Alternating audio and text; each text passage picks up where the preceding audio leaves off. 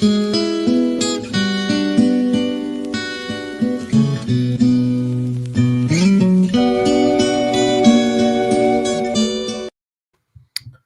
we are live, everybody. Welcome to Fairway to Heaven. I believe this is episode 5. I don't think the episode count even matters, but we are back home at the All About the Birds Network with our golf show, Fairway to Heaven. That's Jason Sullivan. I am Phil Stiefel. All About the Birds is all about the Eagles, but All About the Birds is all about everything, not just the Eagles. It's about football, baseball, basketball, and fantasy and gambling, golf. That's what this show is all about.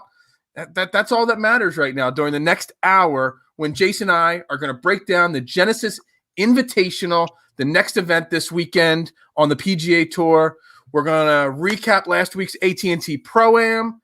We might get Jason distracted a little bit because he's watching that Michigan State game in the background, probably losing as always anyway. We've got a few other little topics to discuss today, so stay tuned. We got a great show planned. Jason, how you doing? Doing good, man. Like that intro video. Got me all fired up for this week. Yeah, definitely a good video. Of course, Johnny, as always, with the intro videos, doing what he does best there. Yeah, I mean, you know, we're on All About the Birds Network. We're going to get Eagles questions probably popping up here as we go. But, you know, Johnny's saying now you're down by 6, you know, so it's not getting any better since we went live. It was 5. Now it's 6. So that guy made at least one of the free throws. So anyway, how did you do last week with your bets and your fantasy lineups? I had a good week last week, actually. It would have been even better if Spieth would have won. I thought I was in a really good position to win a lot of money last week, but Spieth faded a little bit. I had a lot of Berger in my lineups, which is good for DraftKings. In terms of bets, I had outrights on Lashley and Spieth, so that would have been cool if either one of them would have won, but they did not, however. But really good tournament for the most part. I don't know. Did you have a lot of Berger?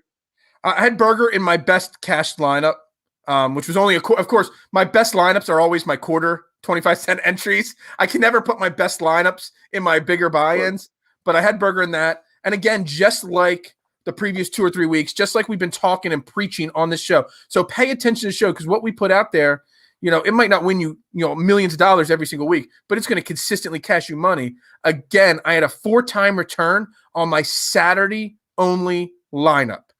Again, every single week I've cashed in all but one single round lineup in the last 4 or 5 weeks.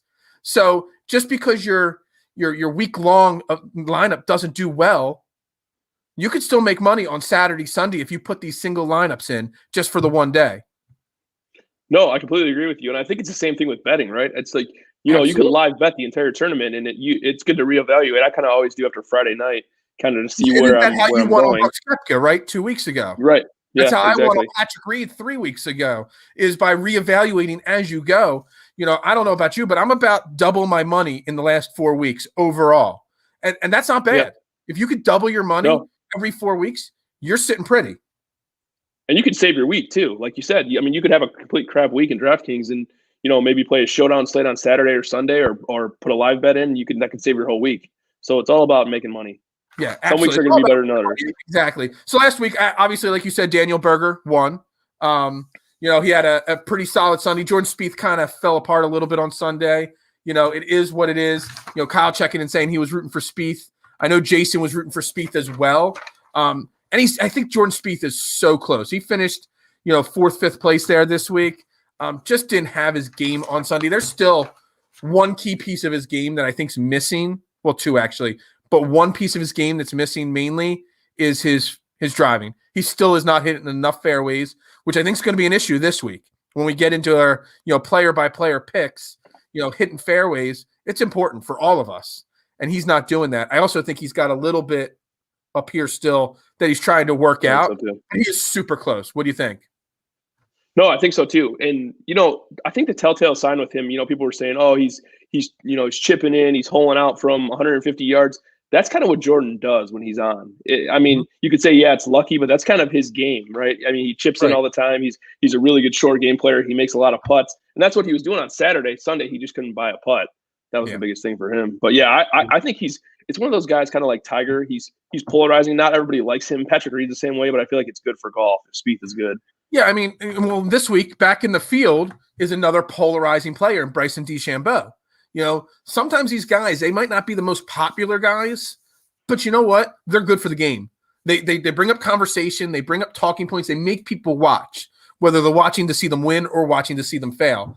Patrick Reed, Jordan Spieth, these guys that are polarizing, I actually root for them to win because I love, when they're winning, golf is better. It's the Tiger Woods effect. For the younger people watching, when Tiger in 2001, when Tiger was really crushing it, I mean, it was great for the game. Everybody hated him, but you know what? Everybody was watching golf. So I think it's really important. Yeah, I think so too. I think rivalries are big. It seems like now with the way golf is, you have like the spring break crew and, Justin Thomas and Fowler and Spieth, and they're all boys. So when you get another guy in there that kind of ruffles the feathers a little bit, like Bryson or Reed, I think it's good for the game ultimately. Real quick, before we jump into this week's event, again, another rules issue happened on Sunday with Russell Knox. Guy, had an issue with the ball moving when he addressed it. I'm going to play a video in a second here, but he was complaining after the round about the rule and the rule needing to change. So real quick before we talk about it, I'm just going to play the first minute of this video here so everybody gets an idea of what happened, and then we can kind of, talk about it. There we go. So he addressed what you missed there. He addressed the ball, and the ball moved, and now we got a problem. Here it is. Here's the replay of it. You barely could see it move here. I don't know. Can you even tell that it moved? Not really. Not from the replay, no. No. It doesn't even look like it moves. That's how little it moves. Well, I saw it too on the broadcast, and you couldn't tell until they slowed it down and they did like a close-up shot, and you saw it move. But it's like he didn't do anything to make it move. I appreciate Russell Knox's honesty, addressing it right away. If that was Patrick Reed, people would have been zooming in on the camera and making a big deal about it. Now, his issue with the rule is once you address the ball, the rule is no matter, even if you had no physical contact, if the ball moves, it's a stroke penalty. Now, he's got an issue with that, which we can address. I have an issue with the fact that this rules official that's on the course here told him, you're good. What you did was fine. You're not going to be, penalized a stroke. But then 5 holes later, because this was the first hole, I believe, first or second hole, 5-6 holes later, a rules official came to him and said, you're going to be docked a stroke. That just changes the whole mental aspect of the game. If you think you're good, then all of a sudden you're not. Do you have any thoughts on either of those two rules there? Well, yeah, and like you mentioned, they didn't address it until 5 holes later. He was in contention. I think he finished 4th or 5th in the tournament. Yeah, so that could have been. But he was only 1 shot off at that moment. Right. So that's huge. I mean, that's the thing I don't mind. I mean, obviously that's a rule. It is what it is. But I feel like that's where golf is getting themselves in trouble. The rules officials are getting themselves in trouble is that there's no consistency. I mean, we saw it a couple of weeks ago. Rory did the same exact thing Patrick Reed did. And Reed was made out to be this villain and all that stuff like that. And Rory did the same exact thing. Same thing happened this week. That same exact thing happened with McNeely later on in the week. McNeely had the same thing. It's just like there's no consistency, and I feel like if you're gonna have a penalty, it should be right away. It shouldn't be in 7-8 holes when it could affect the whole tournament. I mean, that's the part that I hate. Rules officials make a ruling on the field or on the course. It should stick. It doesn't matter what the replay says. Or is it really that hard for that rules official, his walkie-talkie, to walkie back to the tower and be like, "Yo, what's the get an answer right away? What's 2 more minutes?" They're doing all this stuff to speed up the game and speed up the flow of the game. To try people get bored with golf and all. The people that are watching, the AT&T Pro-Am or this week's Genesis Invitational, they're the diehard golf fans anyway. If you're going to wait 2 minutes to address it properly, I think it's important. Once it moves on, I think you have to accept whatever that initial ruling is. 100%. I completely agree with you. Yeah, it's tough, and I felt bad for him because I believe the hole that they were telling him that he was, didn't he? I think he bogeyed that hole too when he was told. I think he was already struggling that hole, and then they told him that, and he just fell apart that hole. I mean, he recovered and salvaged his round, but it's kind of disappointing, and I know I'd be very frustrated with that, and that would mentally piss me off. For sure, especially a guy like him. He doesn't win very often, so when he's in contention, something like that can throw you off. I mean, it threw him off on that hole. It could throw you off for the rest of the round. I mean, He doesn't win very often, so. Exactly. Exactly. All right. So this week we got the Genesis Invitational from the Riviera Golf Club in Southern California, the end of the West Coast swing, as they call it.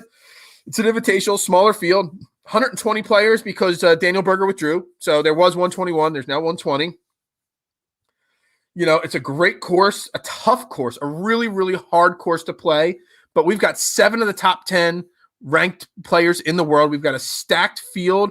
The weather is going to be pinpoint beautiful, 60 and sunny every day. Adam Scott's the defending champion. What are your thoughts initially of the Genesis Invitational as a whole and the golf course?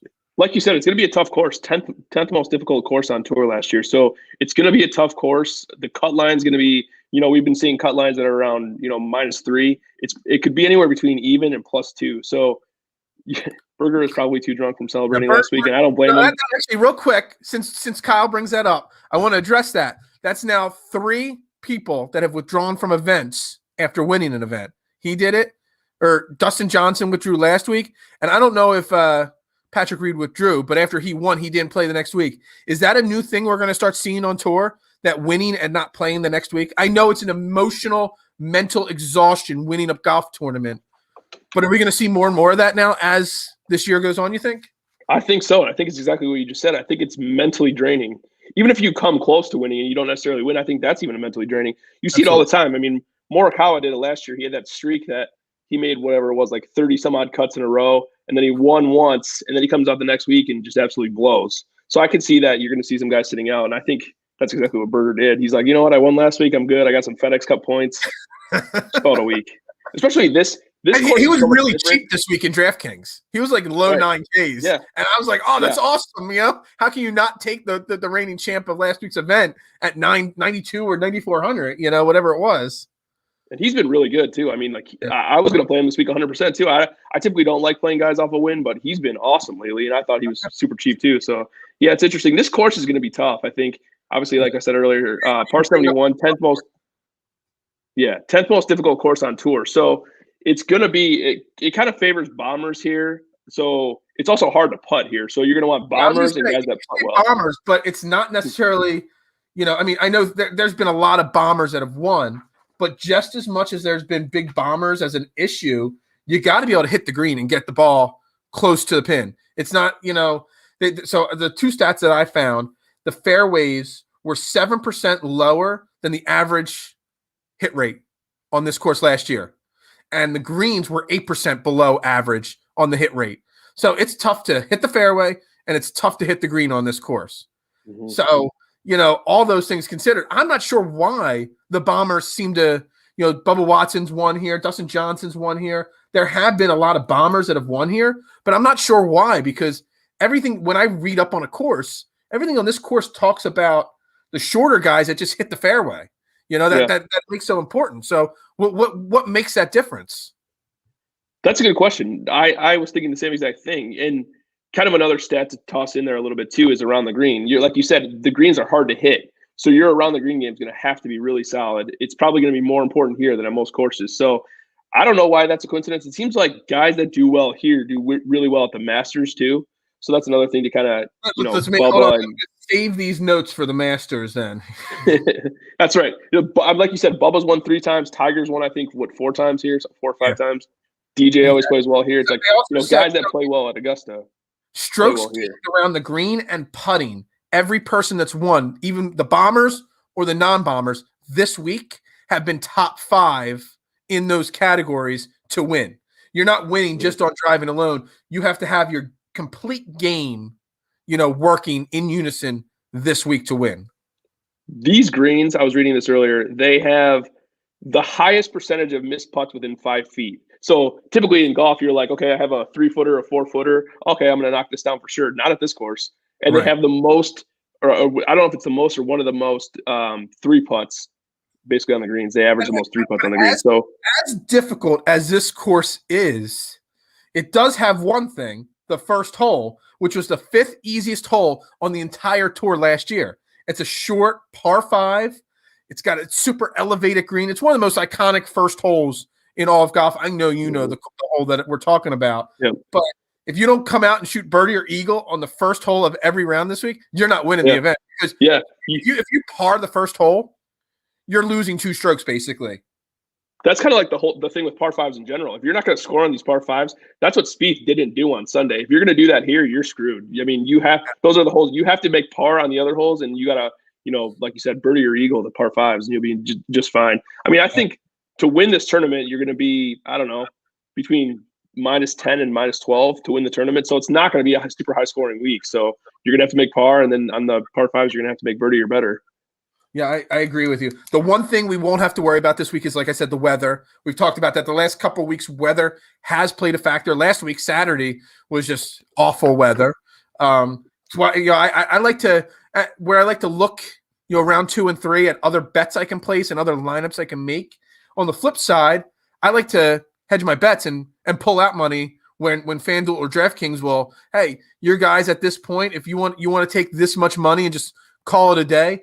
The one bet that I just stuck to it because he played so well on Saturday. He stayed in contention was Paul Casey last week. I really thought he could hang around and pull it out. He just couldn't. He couldn't make that one eagle that he needed or that extra birdie that he needed to push Berger.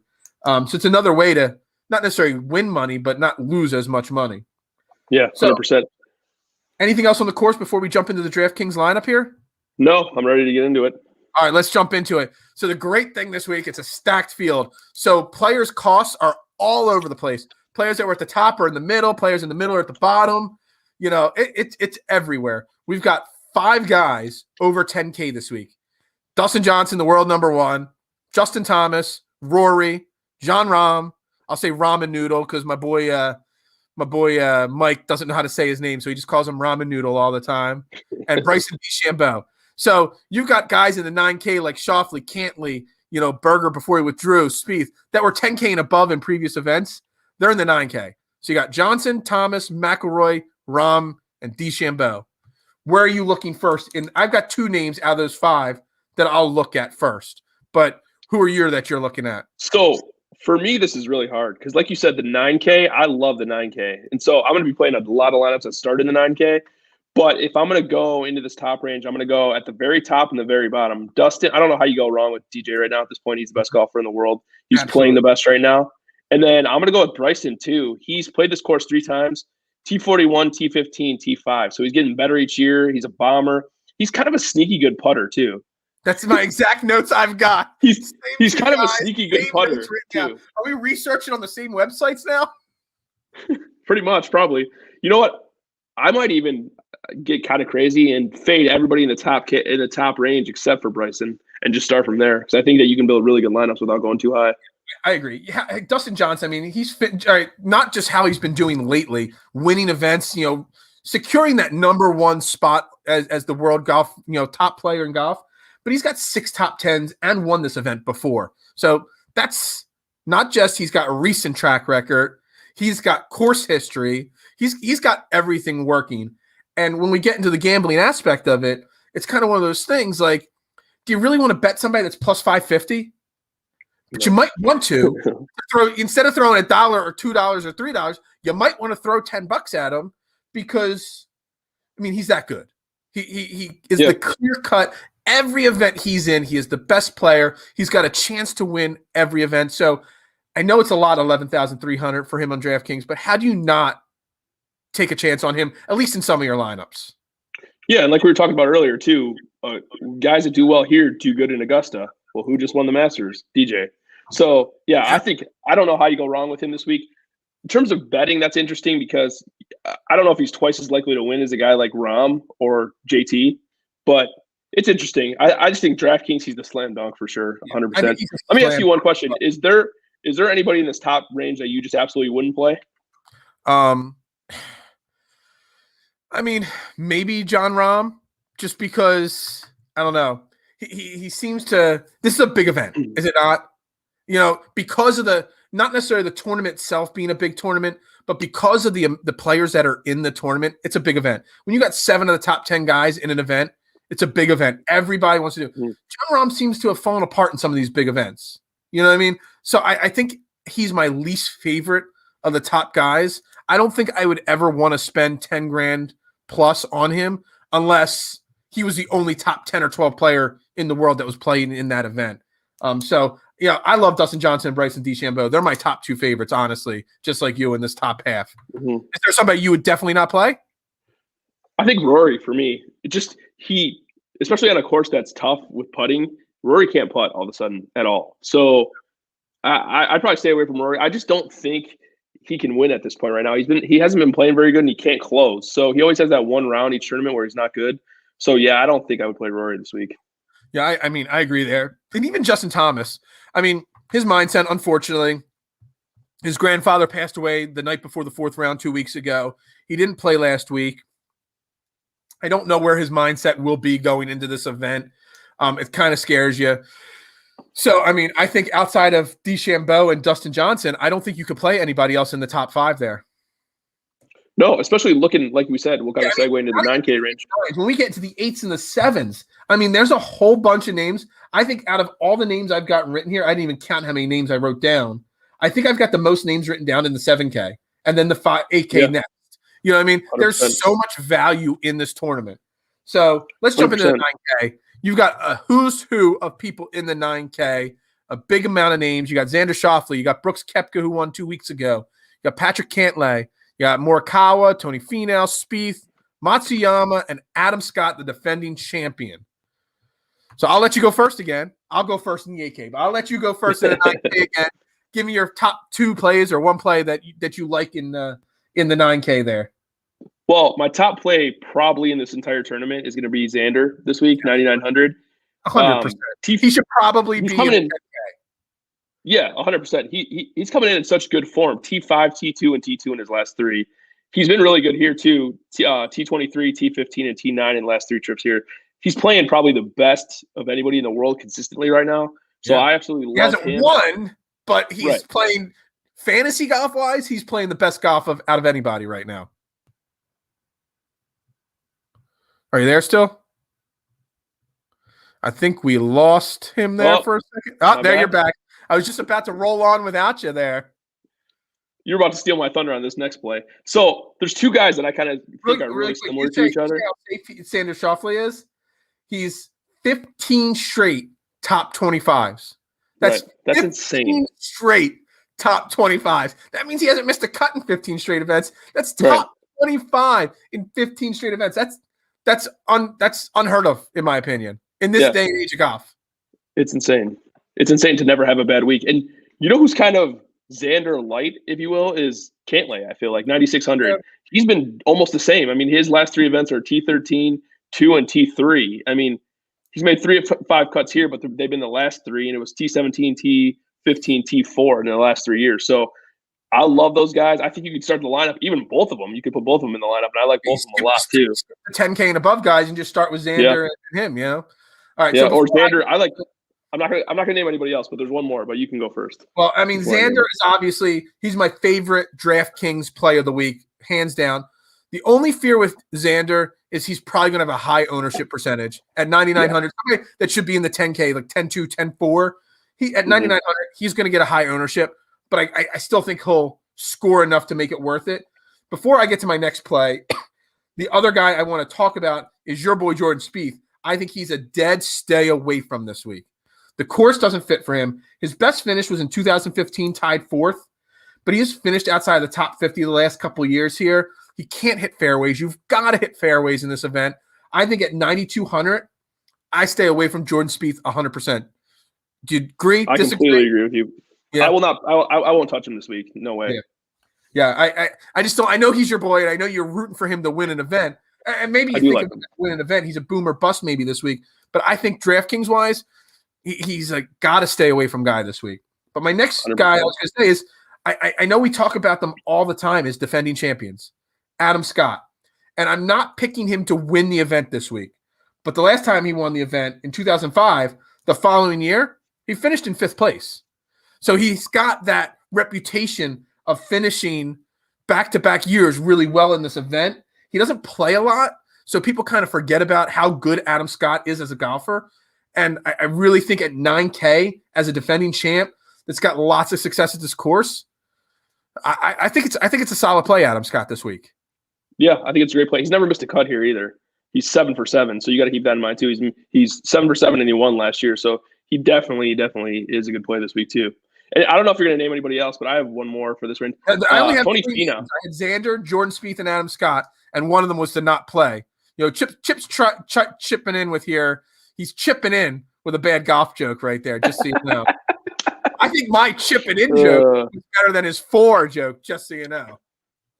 I like both. Who's your other 9K name? Tony Finau, 9,300. I know he doesn't win, but I mean, we talk about Xander's form. Tony Finau's 4th T2 in his last 3 events. So he's been playing really good golf. 3 made cuts here in a row, including a T2 3 years ago. So I love him. I don't know if he can win, but I can see a top 5 for sure. Yeah, I mean, that's always the fear there with him is can he win the event? Again, when you're picking your DraftKings lineup, you're not worried about whether they're going to win necessarily. You would love one of your guys to win the event, but you want guys that are making the cut, that are finishing top 10, top 5. And Finau, I do like Finau. I'm just not in love with him just yet. I don't know what it'll take for me to fall in love with Tony Finau. I mean, obviously winning an event, but I just don't know there. He's so talented. It's mental with him. If he could just get over the hump, he could be one of those guys that if he wins once, I mean, we might be in trouble. He might win like 4 or 5 times in a year. That's a really good point there. Yeah. He might just go off on. Actually, when he wins, I'll probably bet him the next like 3 or 4 weeks just because of that comment there. That confidence is going to be rising through the ceiling. Yeah. All right, let's jump into the 8K.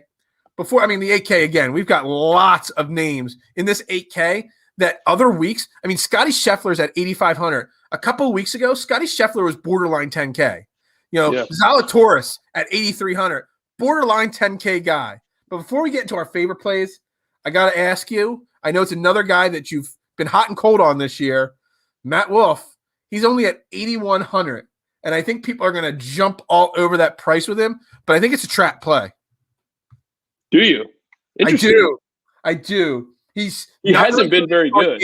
He's not hitting greens regularly. His putting's been atrocious. And yeah, hitting the fairway and the bombers work, but if you can't get it on the green and putt, you're in deep trouble in this course. That's an interesting point. So, segue, I bet him this week already. He was 70 to 1. I thought he was a good bet. What was he at? 70 to 1 is what he was yesterday. When I did my lineup today, he was at plus 80 to 1. Oh, so geez, even better. His odds have stretched even further.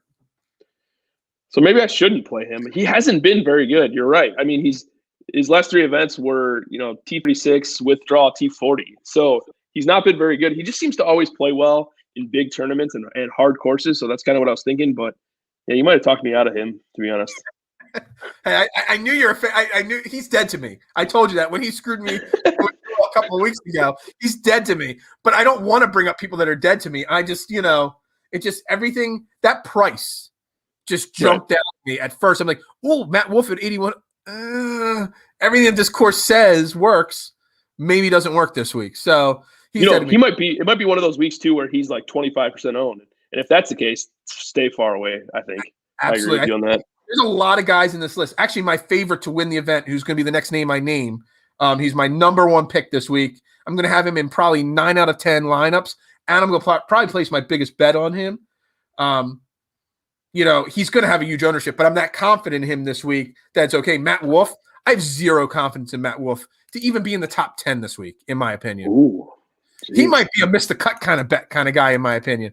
I might place a bet that he misses the cut this week. Okay. Right. Never mind then. I'm not playing him this week then. All right. So my favorite in the 8K range, 8,700, Viktor Hovland. Last 3 events he's played, T3, T2, T6. In less than a year, he's gone from outside the top 100 in the world golf rankings to the top 15 in the world golf rankings. No one's been hotter, in my opinion, that hasn't won an event. And I think this is the week that Viktor Hovland gets through and wins an event. Thoughts? He's a stud. No, I love him. He's one of my 3. Yeah, he's one of my 3 too. He's definitely underpriced. And like you said, you mentioned Scotty Scheffler a few minutes ago. A couple weeks ago, he was flirting with 10K. Viktor Hovland's been around 10K the entire year, and now he's all the way down to 8,700. I think I don't care how high of ownership he gets this week. I'm definitely playing him. Like you said, he's a guy that can win, and even if he finishes in the top 10 or top 5, he scores a ton. So he's going to be his DraftKings total will be way up there. So I've got I've got 5 more names here in the 8K range that I could talk about. So why don't you got another name you want to throw out, or another 2 names you want to throw out here? I want to get your thoughts on Bubba. So I've kind of gone back and forth on him. Obviously, he's won 3 times here, 3 other top 15s, but I don't know. It's like I kind of always kind of go by the mantra of play Bubba at Bubba courses, and this is a Bubba course. But I just have a weird feeling to not play him this week for some reason. What are your thoughts? Well, a couple things jump out at me. Has he played bad lately? No. But has he played great lately? No. He's an average golfer at this point. I think Bubba's name and the fact that he's had so much success at this event, I think he's going to be a high-owned player.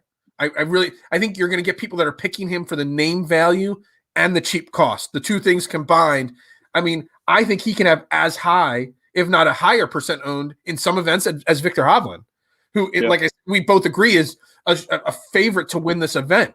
So those things combined, will I skip him in all my lineups? No, I'll put him in some of my lineups. 1 or 2, For the most part, I say stay away from him just because he hasn't done enough recently. I know great course history here, but recently to really be worth that 25% ownership that he's going to have this week. Yeah, no, I kind of agree with you on that one too. And like you said, Victor Hovland being $200 cheaper than him, it just seems crazy to me. I'd even rather have Max Homa. I don't know what you think about him, but 8,200. He's been really good at his last 4 events in T37 and T5 in his 2 times here. So obviously he can play the course. He's putting well. His whole game's kind of coming together right now. So I like Homa too better than Bubba. So here's the thing. So I wrote down this interesting stat on Homa. Okay, last year coming into this event, he had 3 straight top 15s and then finished with a tied 15th or tied 5th in this event last year. This year, he's got 4 top 25s in a row, including a 7th last week. So he's gotten hot and then played this event and played even better. So this year, he's hot again. The odds say he's going to play really well this week too. I love him at 8,200 this week. I mean, when we get into the gambling, I mean, he's plus 70 to 1. I mean, I think he's a really, really solid play. To win it, I don't know. At 71, he's worth a small bet to win it. But to definitely finish in the top 10 or 12, I love Max Homa this week. Yeah, no, I completely agree. I actually was reading this thing the other day about Homa, is that he basically attributes his kind of up and down play to being 100% mental. And he actually has I don't know what you call it. I don't know if it's like psychologist or what it is, but he basically does therapy for it right now and like does all this like meditation and stuff like that. So he's like in a different mind state. He said like his mind is right for the first time. What they call it. Yeah, his mind.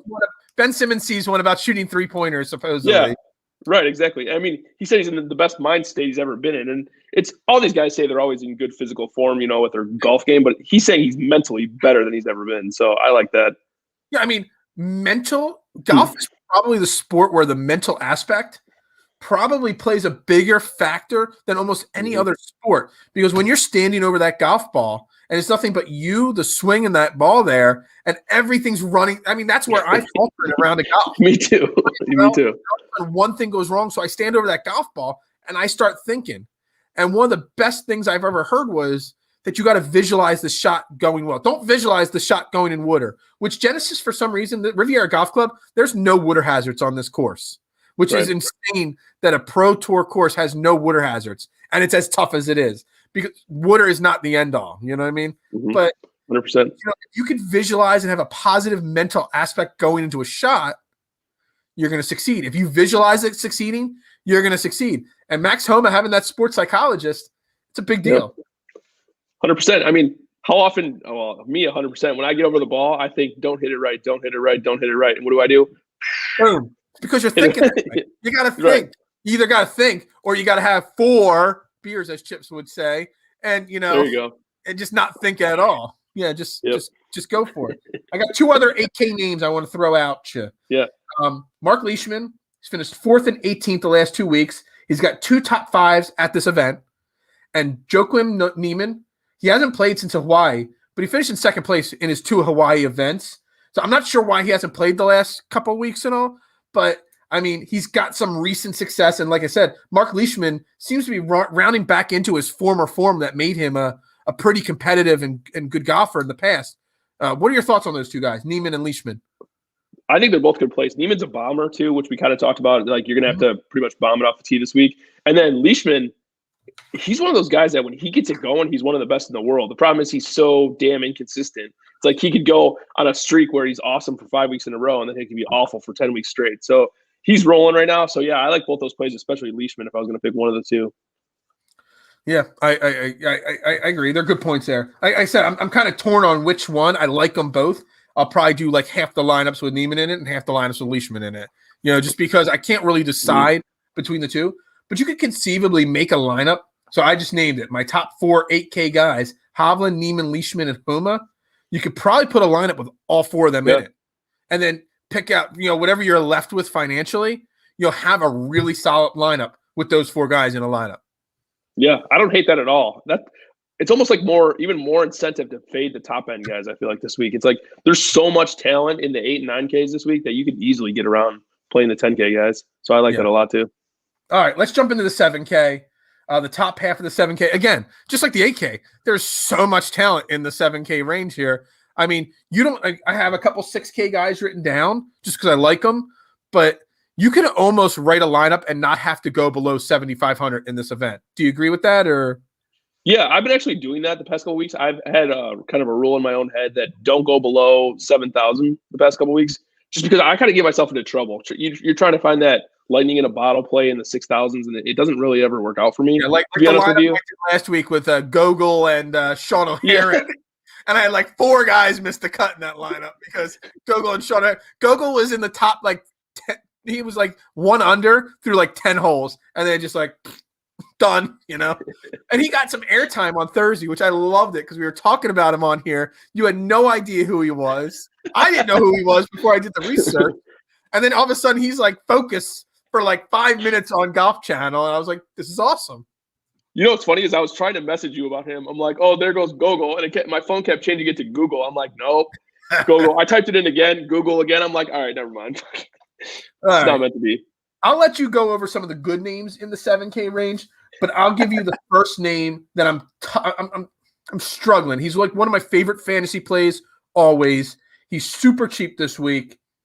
He played well in Saudi Arabia. He hasn't played on the PGA Tour since the American Express Open. He's a grinder. I think this course fits him, but I'm not really sure if he's got enough course history success to warrant a play, and that's Abraham Answer. What are your thoughts on him this week? I play Abe every week. I always think it's weird. It's like it pays off so little, but he doesn't hurt you either. It's weird. It's like he's polarizing, I feel like too. He's definitely talented enough to play with these guys. It's just a matter of what guy shows up. So I like him. I don't love him this week, but I like him for sure. Yeah. I actually like 3 guys in the 7Ks that I never play ever. I just never play these guys. So the first one's Russell Henley. I know there's so much hype about him, but my theory is it's kind of like the same with Matsuyama. It's like, when do you not play those guys and do they burn you? Not very often, right? So I don't typically play them. But Henley, I feel like he's done well here his last 2 times he's been at this tournament in T30 in his last event. So I like him this week. I also like Sergio Garcia, who I never play either. He's been really solid too. T11, T47, T6, T12 in his last 4 events. So he's been really, really solid.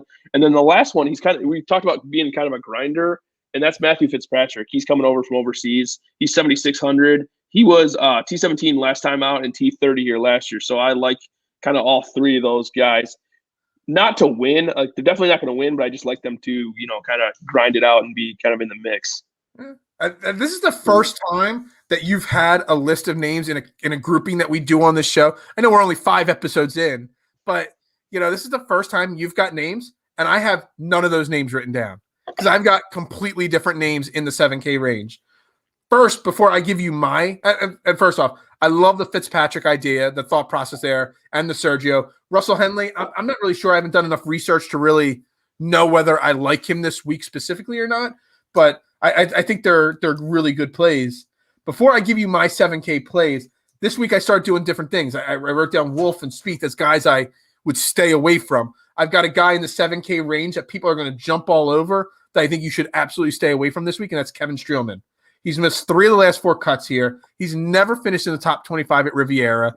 And I know people love him, and he's been a hot golfer or hot name lately on the tour, but I think he's a guy you absolutely stay away from because that 7,400 price tag, everyone's going, oh, Streelman, let's jump all over him.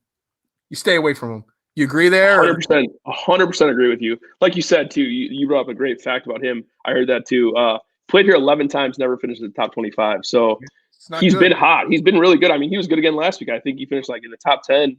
He's been really, really solid. But he's another guy, too, that there's some courses that he fits really well. This is not one of them. No. So, yeah, that's a complete fade for me.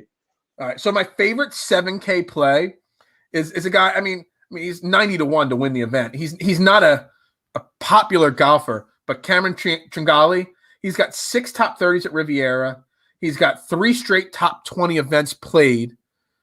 I mean, at 7,600, good course. I mean, you're not looking for winners at 7,600. Right. You're looking for guys that are going to make the cut so you can spend more money elsewhere. I think 6 top 30 finishes in this, event at this course.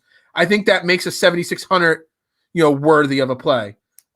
Any opinion on him? I love that play. Absolutely love that play. Like you said, he's been so good. T18, T17, and T7 in his last 3 events. So he's been playing really good golf. So, and he's on fire. Right. I mean, exactly. That's exactly right. In that 7K range per se. Right. All right. So I got a couple other names.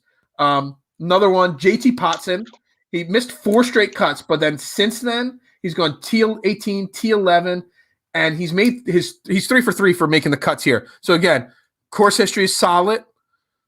He's starting to change that form from missing 4 cuts to finishing top 20 and top 15 2 straight weeks. Again, not a guy I'd bet to win the event, but somebody I could really see having decent success at this course this week. Yeah, I like him too. I feel like there's a lot of guys, like Poston's one of them, but I feel like there's a lot of guys when you go to the lower range, you could take chances on them. There's a lot of guys with really good course history. Luke List has really good course history. Adam Hadwin at 7,300. Those guys both have really good course history. Wyndham Clark. I mean, there's a lot of guys that you could pick in this lower range. That's why I almost don't like the 6K range at all this week, just because I'd rather load up on these guys. I've got a couple names because we got to go over the 6K range. But right. I got a couple other names, real quick, hit or miss on 2 of them. Then we'll get into one of the names I really like this week because of his price. So quick names: Taylor Gooch. I don't even know if I'm saying it right. He's T20, T10, last 2 starts, but he finishes in the top, 5, 6 in strokes gained, putting, strokes gained around the green, strokes gained, I mean, he's literally in the top range in all those categories. He's only 7,200. I mean, I can't say no to him. And the other one is Henrik Nylander at 7,400. T26 last week, and that was his worst start in the last 4 weeks or 4 events that he's played. And that was all because he had his only bad round that made him fall out of contention on Saturday when the bad weather was last week. So Norlander and Gooch, any thoughts? I like both those plays 100%. I've been playing a lot of both of them this season so far, and it's really paid off. I played Norlander. I haven't played Gooch once yet. It's funny because you know how we have the dead to me list? It's like you have that guy that's lower owned, like Norlander or Gooch that do you right a few times, and you're like, you know what? They're in my lineup. What about K.H. Lee? I won't even try to say his real name. I'll just say K.H. Lee. I mean, 2019, 13 here, 2020, or T25, 2019, T13 last year, finished second place a couple weeks ago at the Waste Management. Is he for real or is he a pass? I think he's for real. What's funny is that obviously I know him by K.H. Lee too, and so when I was doing research today, they actually listed out his full name, Keong Hoon Lee or whatever. I'm like, who's that? I need to write it down. I was like, I didn't even know. Yeah. So no, he's been really good at this tournament too. 7,100 too. It's like if you're gonna take your chances, that's where to take a chance. I feel like. All right. So the guy in the 7K range, in the 7K and 6K range, I like the most. Second place finisher from last week, Maverick McNeely. He's got 8 top 15 appearances in 20 starts. He seems to play well in the bigger fields, not necessarily win because whatever. But he doesn't seem to get scared of the big names in the event. No. He's only 7,300. He's 150-1 to win the event. But I think both those numbers as a sleeper play, I'm all over Maverick. I watched golf nonstop on Sunday. Valentine's Day, you would think you'd be spending it with your wife. I watched the entire coverage of the final round of the event last week while my wife slept on the couch. I'm I fell in love with Maverick McNeely's game on Sunday. Yeah, I love him. I play him all the time. I don't know if it's good or bad, but I play him a lot. I really like him too. Another guy too, kind of in that same breath, is Matthew Neesmith. Yeah, he's been really, really good too. I mean, T16, T7, T48 in his last 3 events. He's never played here, but he's coming in really good form. So I like him a lot this week too. Yeah, my list was getting too long, so I kind of cut him off my list. Yeah. Because you can only have so many names on your list before you have to be like, this is my problem in making a lineup. I've got like 40 names I like here, so you got to cut some off. So real quick, because we got to get into building our lineup, we got to get into our bets, and one final topic of conversation that we got to get into. 6K range. I got 4 names listed. I won't even talk details. I got Doug Gim, Harold Varner, Patrick Rogers, Brian Stewart. Any of those names on your 6K list?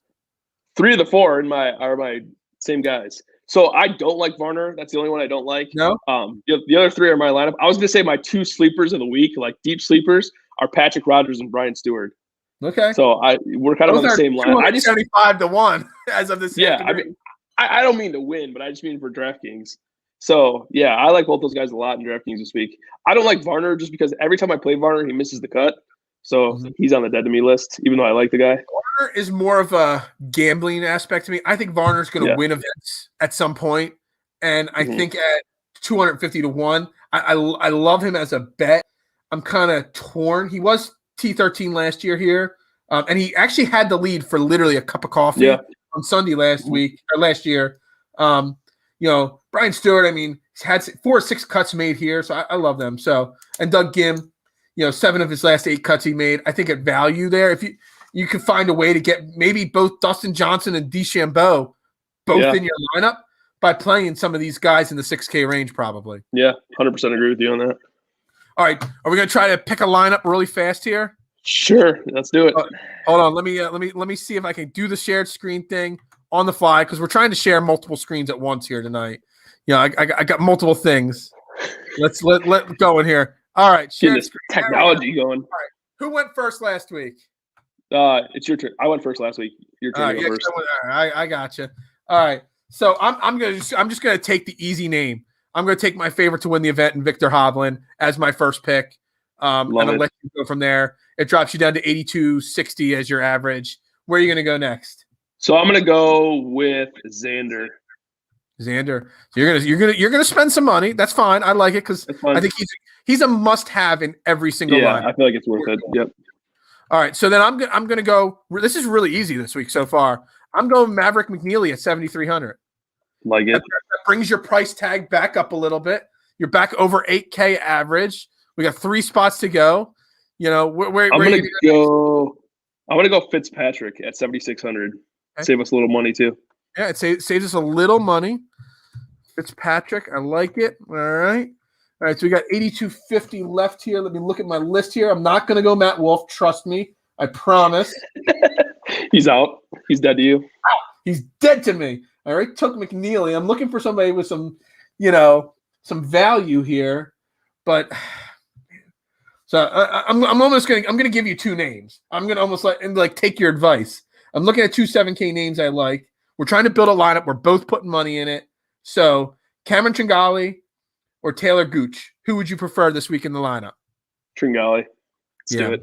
I was going there too, but that only brings you up to 8,900 left. So, I'm gonna go with Mark Leishman to round it out. Leave $300 on the table. Love this lineup.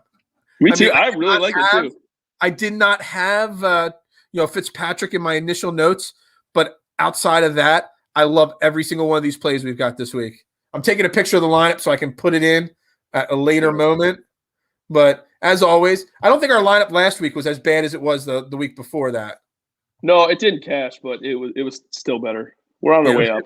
Yeah, our first time at doing this whole lineup thing did really bad, we'll just say. No, didn't go great. All right, so real quick, well, not real quick, who are your favorite? Because before we say who our favorites are, all right, so because I got 5 names I like, but I've also got like the 4 or 5 the top favorites. Dustin Johnson, Xander Schauffele, Justin Thomas, John Rahm, those guys. Can you bet any of those guys this week? or are their odds not high enough for you to bet? And then Xander Schauffele on the flip side of the equation, not just that he's not high enough, he just hasn't won in how long? So I actually already bet this week. So I did bet two of those guys. I bet JT at 12-1 and Bryson at 16-1. I don't necessarily think those guys are favorites, and I probably won't play a lot of them in DK, but I like both of them for bets. I have three other bets. I bet Morikawa at 30-1. So there's kind of a story behind this. Everybody's talking about Morikawa this week. I don't have a lot of faith in him, so I'm going to fade him on DraftKings and hedge it with a bet. So I know that's kind of cheating, but I'm going to do that. Probably the same thing with Bubba, 45-1, and then I bet Wolf at 70-1. Wolf. No way. So the same thing. You think he sucks, and now I think he sucks because you think he sucks. So I meant to get to it, and I never did, and I closed out DraftKings, so I don't have his information because he's not actually on my list. You're talking about Morikawa and how you don't have him in DraftKings, but you're betting him. Carlos Ortiz, I think he's like, 7,800? He's been a guy who's talking about week in and week out, yet he's so far down the list. Is there a reason why he's so far down the list?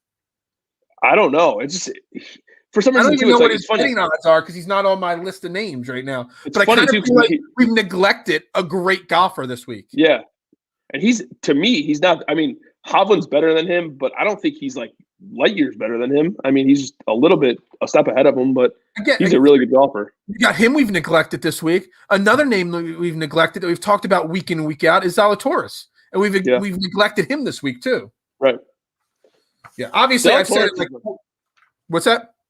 I was just going to say Zalatoris is like that non-exciting player, kind of like Kuchar used to be, where it's like he's not exciting, but he always finishes pretty high. It's worth it. So, I don't mind him. Yeah, I'm trying to write down my numbers. I'm trying to generate everything on the one page here because I've got 3 pages in front of me here right now. So I actually did 3 first-round leader bets too, which I've never bet first-round leader before. I did this week. I've talked to other people that love those bets. I've never made that bet before. Neither have I, but I did this week. So I got Victor Hovland at 45-1. I got Bryson at 28-1 and Xander at 22-1. Hold on. So Victor at 45-1. Bryson's 28-1, and then Xander 22-1. I don't even know what I'm doing on this, but I figured I'd throw a couple bucks on these, see what happens. Hey, those are the kind of bets that really do you. So, all right. So my favorite to win the event is still Victor Hovland. He's 35-1 as of this afternoon. I absolutely love him. I think he can win the event, hands down. I'll probably place. Look, I'm a small bettor. Everybody knows that. I'm a small fantasy player. Small bettor. I don't like to risk a lot of money. I normally bet $1 to $2 on an outright winner. I might bet $3 or $4 on Victor Hovland. That's how confident I am in him as a player this week. I think it translates really well. I've also got Mark Leishman. I love Mark Leishman this week, 70-1. I love McNeely at 150-1. I think that's a steal. Cameron Tringali at 90-1. A steal, I think, and Joaquin Niemann at 50-1. They're the names I got. So I got 5 names listed there: Niemann, Leishman, Tringali, Hovland, and McNeely. I'll probably up my normal amount of betting of $5-6 on total bets of outright winners. There's probably about $10 or $12 worth of outright winner bets there because I really like these names this week. And what you said, you've got already something on what JT and you said you bet JT and who else? JT, Bryson, Morikawa, Bubba, and Wolf is who I bet on already. Yeah, I might throw a couple bucks on DJ because the guy's the best golfer in the world for a reason. So if you're not throwing $2 on Dustin Johnson or a unit, if you want to call it that, on Dustin Johnson, I think you're just not a smart bettor in general. Yeah, no, I agree with you. I kind of talked myself and you kind of talked me into Hovland. I'm going to add Hovland and Leishman onto mine too. Yeah, I'm really, really high on. I don't think I've been as high on any golfer this year as I am right now on Leishman or Hovland to win the event. I like that. Yeah, let's do it up. Stall for a second because I'm trying to bring up the final segment on my computer here. Just giving me a second here to figure this all out. Hold on, mute that. This episode is brought to you by All About the Birds, where we believe in Eagles flying and DraftKings winning. Yeah, that's right. I like it. All right, I don't If think you'd like to sponsor the show, please contact me. I like it. I like it a lot. Back to our regularly scheduled program. All right, I think I'm trying here. I'm trying. I had it set up. See, the thing is with the share screen, I got it if I set it up ahead of the show, but you can only share one thing at a time. So now I want to share something else, and I want to ask your opinion on it and all. But it's tough to share multiple screens mid-show. I think I figured it out. All right, let's see. Hold on, I got to back it up. The video has been playing for like 2 seconds in the background. I got to get it back to the beginning here. Something happened today 25 years ago. I'm sure you know what I'm talking about. 25 years ago. Oh, yeah. Something debuted 25 years ago. One of the best movies of all time. Today to reenact it for the first time. What are your thoughts on the greatest golf movie ever made, Happy Gilmore? First of all, today, reenacting it. I did call out Shooter McGavin on Twitter today. I wanted, a little Shooter McGavin, Happy Gilmore truce made on our show. Our agents, we couldn't figure it out. The details couldn't be worked out, obviously. So first off, he looked like he smoked that ball, and he said he did actually look like he hit that really well. He's like, I piped that right down the fairway. I'm like, it looked like you piped it right down the fairway. I love that movie. I can't get enough of that movie. Yeah, even now. Must watch. When you talk about all the great movies, that Adam Sandler did. Hold on, let me see if I can bring this up here real quick. Hold on. It's like that movie, like when you're like clicking through the channels and you see that movie like on TBS or whatever, and you're like, I have to watch this. Yeah, absolutely. There's no way. Hold on. Let's unmute this. We did get a response, not through my agent, but let's see if it's Shooter's Tour. Check it out. It's Shooter's Tour. Oh, that's great. Oh man. What is your favorite scene from this movie? Oh my God, there's so many good ones. I know. Still got it. Anytime that he says shooter and does the guns, I love it. He just meet me at the 9th green at 9, Gilmore. I have two favorite scenes in this movie. The first one is when he's at the driving range at the beginning, and he's like, "Step right up and see if you can outdrive the amazing golf ball." Line guy. Or when what's his name? Chubbs is like, "Yeah, it's all in the hips. It's all just keep swinging." Yeah. I also like the part movie. When he makes the putt and he goes, "Happy learned how to putt." Uh-oh. Mm-hmm.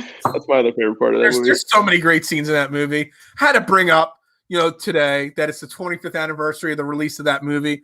Honestly, I would normally go to bed at this point, but I may have to go find it on Netflix or Hulu somewhere and just watch 5 minutes of it. Just such a good movie. Why not? Greatest golf movie in the world, right? Oh, not even close. It's by far the best. Tin Cup doesn't come close, right? No, not even close. By far the best. Absolutely. That was when Sandler used to make good movies. Yeah, no, that's hold on. I was trying to get Adam Sandler and Shooter McGavin on this show. I don't even know Shooter McGavin's real name. I just know his name is Shooter McGavin. I was trying. If you say he doesn't make good movies, he's not going to come on the show. Yeah, that's right. A bad job. He makes great movies right now. Happy Madison Productions. That's right. Shameless what was plug. that fantastic movie he did on Netflix with Jennifer Aniston? Did you not see it? Good. No. Don't ever watch it. It was the worst movie ever made. We're like, my wife and I are going through Netflix one night, and we're like looking for a movie to watch. And Netflix has awful movies. FYI, Netflix, you got to do a better job with your movies. That's a little PSA there from me there. But if you want to sponsor us, we'll take you. Yeah, but if you want to sponsor us, yeah, absolutely, we'll take it. No. So we're going through, Adam Sandler, Jennifer Aniston, same movie. It was like a dinner date, like murder theater movie or something like that. It was the worst movie. I've never walked out of a theater in my life. If I was watching it in a theater, I probably would have walked out of it. Oh, it was awful. I'll save my time. You might actually want to watch it just to see how bad. No, it's really good. You should watch it. That's all my notes for today. There. Yeah, that's all we got. That's all we got. Happy birthday, Happy Gilmore. Yeah, happy birthday to Shooter McGavin. This is Shooter's Tour right here. Double guns right there. As always, this is Fairway to Heaven. This has been a fantastic episode. back where Fairway to Heaven belongs on the All About the Birds network. We're more than just the Eagles. If you're interested in joining the team, we've just added some new writers to the team. We're adding shows. If you want to have a show, anything you want to do, content-wise, basketball, baseball, football, golf. We're doing the golf. If you want to have a NASCAR show, whatever it may be, we're trying to build a network and a platform for everybody to, not just, live out their dreams, but to have really great opportunities to grow content and stuff like that. So we really love it. I mean, I love doing shows with Jason. We've been doing fantasy shows since September. You don't even have to be from Philadelphia. I mean, he's from the Detroit area. He just messaged me back in September. And now look, we've done 20, 30 shows together between fantasy football and fantasy golf. So anybody that wants to join the All About the Birds network, send me a message, send one of the team members a message, send the All About the Birds, handles and a message.